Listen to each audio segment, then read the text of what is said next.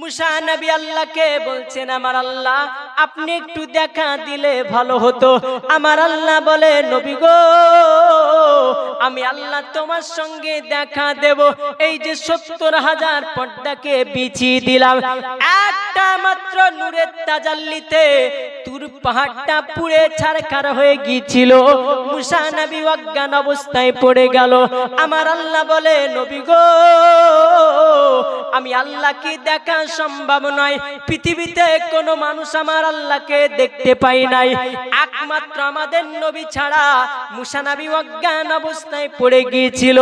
অজ্ঞান জ্ঞান ফিরে পেয়ে আমার আল্লাহকে জিজ্ঞেস করেছিল, এ আমার আল্লাহ, আপনাকে একটা প্রশ্ন করব আল্লাহ, উত্তরখানা একটু দেবেন আল্লাহ।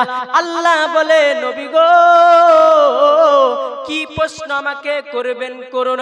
আল্লাহর নবী মুসা বলেন, আল্লাহ পৃথিবীর মাখলুককে আপনি তৈরি করেছেন, 18,000 মাখলুকাত তৈরি করে আল্লাহ জীবেদেরকে আপনি আপনার দুনিয়ার জমিনে পশু পাখি আপনার মানুষ আপনার যারাই দুনিয়াতে এসেছে, রাত্রি হয়ে গেলেই তারা আরাম করে ঘুমিয়ে যায়।